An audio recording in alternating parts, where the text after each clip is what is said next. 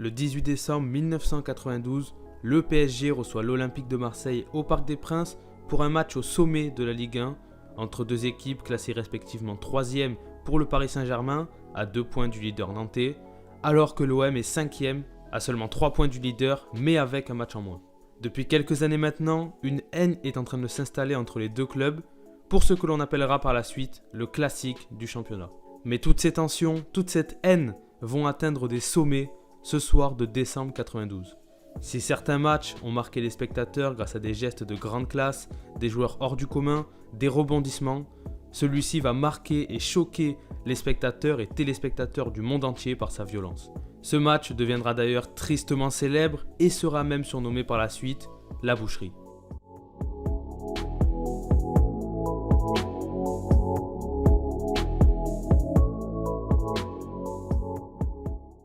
Tout cela commence la semaine avant le match, les Parisiens chauffent les Marseillais dans les médias.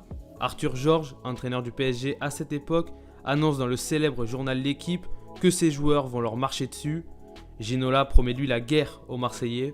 Bernard Tapie, président de l'OM, se servira de ces provocations des Parisiens pour chauffer ses joueurs en les affichant en grand dans les vestiaires. C'est donc dans ce contexte ultra tendu que ce sommet du championnat doit se dérouler. Les compos des deux équipes tombent et sont formés de joueurs connus pour leur agressivité et leur hargne sur le terrain, que ce soit Dimeco, Casoni, Boli ou encore Sauzé du côté marseillais, et Fournier, Guérin, Colter ou Le Guen côté parisien. Dès l'entame du match, les fautes se multiplient et c'est le duel Fournier-Dimeco qui va mettre le feu aux poudres. Première faute très appuyée de Fournier sur le Marseillais, qui se vengera quelques minutes plus tard d'un coup de tête qui met KO le joueur parisien. Par la suite, les attentats se multiplient sur le terrain, tacle les deux pieds décollés, bien appuyés, duel engagé avec pour seul but de faire mal à l'adversaire. La première période est totalement hachée, ne laissant aucune place aux artistes pour s'exprimer. À chaque fois que Dimeco va intervenir maintenant, il y aura un doute et Michel Girard lui-même vient d'intervenir avec... Et cette fois, faute de Dimeco sur Ginola. Il est en danger, Eric Dimeco. Il est en danger. Ça qui est fait avec David Ginola. Oh Boli, oh Boli. Carton aussi. Carton pour Basile Boli. Ce match sera une parodie.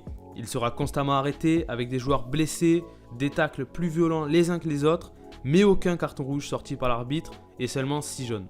Alors que certains joueurs, comme Dimeco par exemple, ont à plusieurs reprises commis des fautes qui auraient largement pu valoir un carton rouge direct, mais l'arbitre en décidera autrement. D'ailleurs, l'arbitre du soir, Michel Girard, dira quelques années plus tard que c'était le pire match qu'il ait eu à arbitrer, que c'était un véritable calvaire.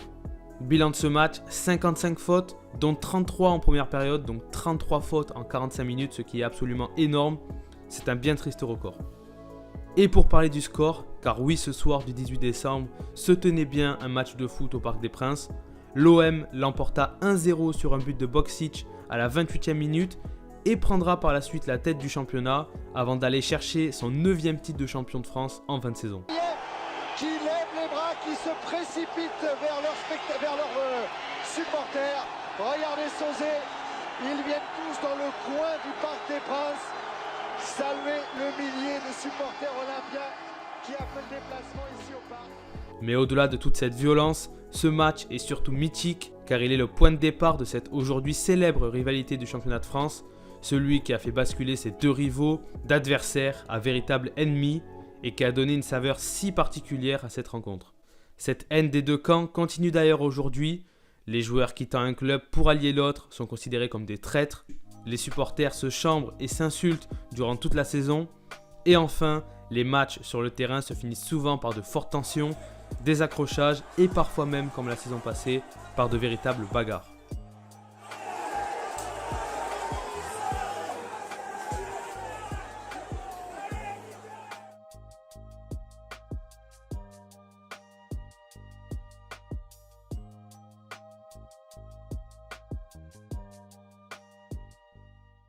Go.